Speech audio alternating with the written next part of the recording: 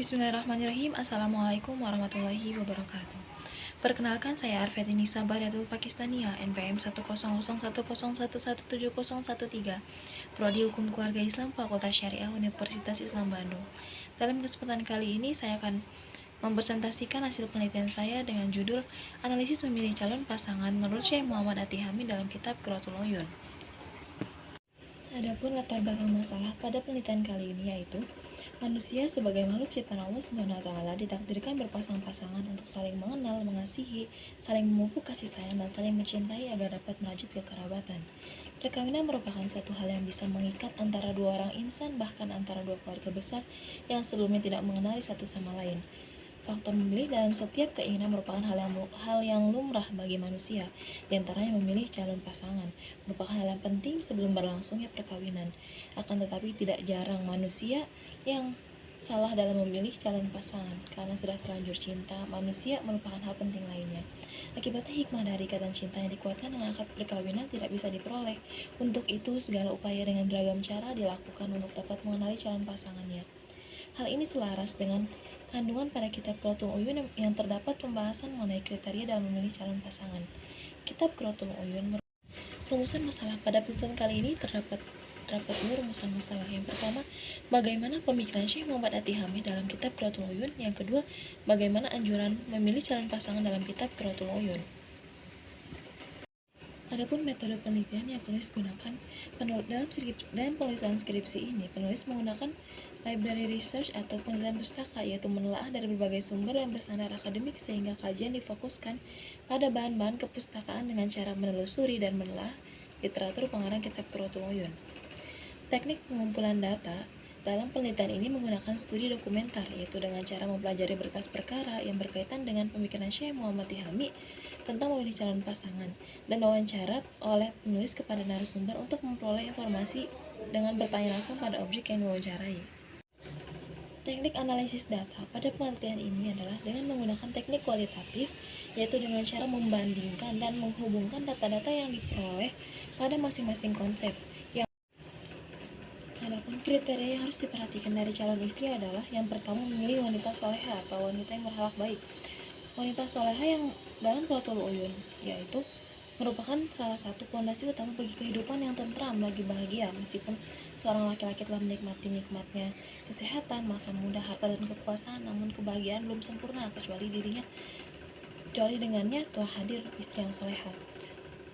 Laki-laki akan beruntung memilih wanita yang mempunyai akhlak mulia. Sekiranya ia diperintah sang suami, maka taatlah ia kepadanya, dan jika suami memandangnya, ia akan menggembirakannya.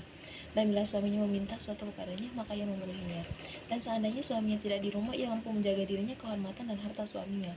Wanita soleha dalam Qurratul Uyun merujuk pada hadis Nabi SAW yang berbunyi, ad-dunya mata'un wa khairu mata'iha al-mar'atus solehatu fi riwayatid dunya mata'un wa min khairi mata'iha al-mar'atu tu'inu zawjaha al-akhirah, yang artinya dunia itu medan untuk bersenang-senang, dan sebaik-baiknya kesenangan dunia adalah wanita yang berakhlak mulia dan mau membantu suami dalam urusan akhirat.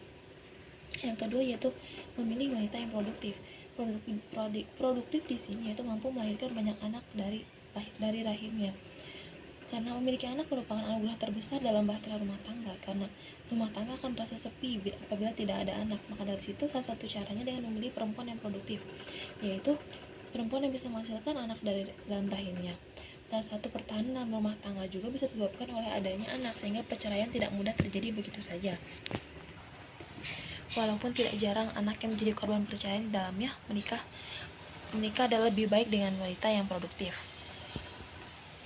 Hal ini diperkuat dengan hadis Nabi yang dikutip dalam kitab Qurratul Uyun yang berbunyi, wa anhu qala kana Rasulullah sallallahu alaihi wasallam ya'murul ba'ata wa yanha 'anit tabatuli nahyan syadidan wa yaqulu tazawwajul wadudal waluda inni mukatsirum bikumul anbiya yaumal qiyamah Rawahu Ahmad wa sahahu Ibnu Hibban.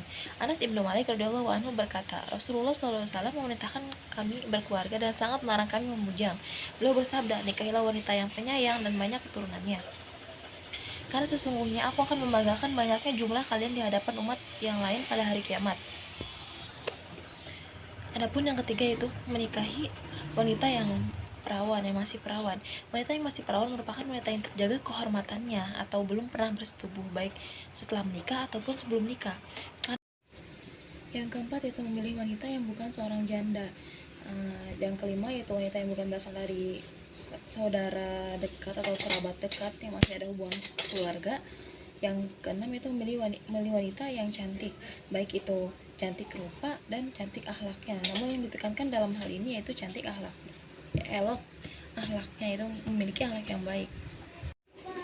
Adapun kesimpulan yang didapat dalam kali ini yaitu telah terdapat berbagai macam penjelasan dari hadis Nabi SAW dan kitab Qurratul Uyun terkait kriteria calon memilih istri, diantaranya melihat dari wanita yang cantik, wanita yang masih perawan, wanita yang bukan janda, wanita yang bukan kerabat dekat, bahwasanya perempuan dijadikan sebagai objek pilihan dengan faktor fisik yang menjadi pertimbangan untuk dinikahi dan bisa mengaruhi kelanggengan dalam berumah tangga.